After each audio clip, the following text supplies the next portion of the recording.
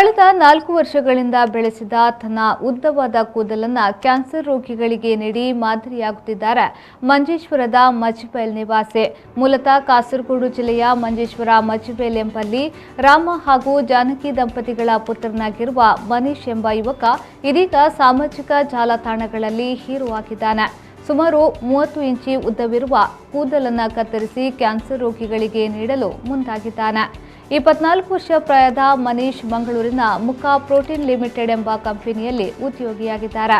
ಇದಲ್ಲದೆ ಕ್ರೀಡೆ, ಯೋಗ ಕ್ಷೇತ್ರಗಳಲ್ಲಿ ಆಸಕ್ತಿ ಹೊಂದಿರುವ ಅವರು ಸ್ವಂತ NGO ಸ್ಥಾಪಿಸಿ ಬಡವರ ಸೇವೆ ಮಾಡಬೇಕು ಎಂಬ ಕನಸನ್ನು ಹೊತ್ತಿದ್ದಾರೆ.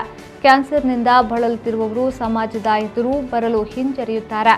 ಕ್ಯಾನ್ಸರ್ ಎಂಬ ಕಾಯಿಲೆಗೆ ತುತ್ತಾಗಿದ್ದೀವಿ, ಕೂದಲು ಕಳೆದುಕೊಂಡಿದ್ದೀವಿ ಎಂಬ ಹಿಂಜರಿಕೆ ಬಿಟ್ಟು ಯಾವುದೇ ಇರಿಸು ಮುರಿಸಿಲ್ಲದೆ ಸಮಾಜದಲ್ಲಿ ತಲೆ ಎತ್ತಿ ಓಡಾಡಬೇಕು. ಇದೆಲ್ಲ ತಮ್ಮಿಂದ ತಾವಾಗಿಯೇ ಮಾಡಿಕೊಂಡದ್ದಲ್ಲ, ಅದೆಲ್ಲ ಸರ್ವಸಾಮಾನ್ಯ. ಸಮಾಜದಲ್ಲಿ ಎಲ್ಲರೂ ಸಮಾನರು, ಕೂದಲಿಲ್ಲದಿದ್ರೂ ಇರಬಹುದು. ಜೊತೆಗೆ ಕ್ಯಾನ್ಸರ್ ಪೀಡಿತರಿಗೆ ಸ್ಫೂರ್ತಿ ನೀಡಲು ನಿಮ್ಮೊಂದಿಗೆ ನಾವಿದ್ದೇವೆ ಎಂದು ಹುರಿದುಂಬಿಸಲು ನನ್ನದೊಂದು ಸಣ್ಣ ಪ್ರಯತ್ನ ಎನ್ನುತ್ತಾರೆ ಮನೀಶ್ ಮಜ್ಬೈಲ್ ಅವರು.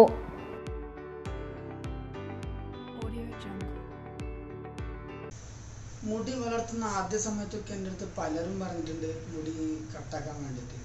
ചിലപ്പോൾ അവർക്ക് അറിയില്ലായിരിക്കും ഞാൻ ദാനം ചെയ്യാൻ വേണ്ടി മുടി വളർത്തുന്നെന്ന് ചോദിച്ചു. നമ്മളൊക്കെ മുടി കട്ട് ചെയ്ത് കഴിഞ്ഞാൽ വീണ്ടും വരും, അത് പിന്നെയും പഴയതുപോലെ ആകും, അപ്പോൾ പ്രശ്നമൊന്നുമില്ല. പക്ഷേ ക്യാൻസർ പേഷ്യൻറ്റിൻ്റെ കാര്യം അങ്ങനെയല്ല. അവരുടെ മുടി ഇങ്ങനെ പൊയ്ക്കൊണ്ടിരിക്കും. അവർക്കിങ്ങനെ പുറത്തിറങ്ങാൻ വേണ്ടി ഒരു നാണക്കേടോ എന്തോ പിന്നോട്ട് വലിക്കുന്ന സാധനം അവർക്കുണ്ടാവും. ഒരു മനസ്സിൽ വിഷമം ഉണ്ടാവും, എല്ലാവർക്കും മുടി ഉണ്ടല്ലോ, എനിക്കില്ലല്ലോ, ഞാനിങ്ങനെ പുറത്തിറങ്ങുന്നത്, അങ്ങനെയൊക്കെ പല വിഷമം ഉണ്ടാവും. അവർക്ക് വരികയില്ല, മുടി ഇങ്ങനെ വരികയില്ല. പക്ഷെ നമ്മൾ ഈ കാര്യമൊക്കെ അവർക്ക് ഇങ്ങനെ ഡൊണേറ്റ് ചെയ്ത് കഴിഞ്ഞാൽ അവർ അത് വിഗായിട്ട് ഇങ്ങനെയൊക്കെ യൂസ് ചെയ്യും. അപ്പോൾ അവർക്ക് പുറത്തിറങ്ങാൻ വേണ്ടി ധൈര്യം ഉണ്ടാവും. എന്താ വെച്ചാൽ അവർ നമ്മളെപ്പോലെ തന്നെ എന്ന് വിചാരിച്ച് അവർക്കൊരു പുറത്തിറങ്ങാൻ വേണ്ടി എല്ലായിടത്തും ഒരേപോലെ സംസാരിക്കാനോ അല്ല ഇറങ്ങാൻ വേണ്ടിയിട്ടോ ഒരു നല്ലൊരു മനോധൈര്യം ഉണ്ടാവും.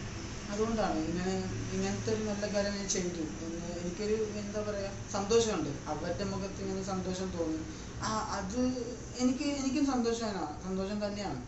അപ്പോൾ ഇനിയും ഞാൻ ഇങ്ങനത്തെ ഒരു നല്ല കാര്യം ചെയ്യണമെന്നുണ്ട്. ഇതുവരെ എന്നെ സപ്പോർട്ട് ചെയ്ത എല്ലാവർക്കും നന്ദി.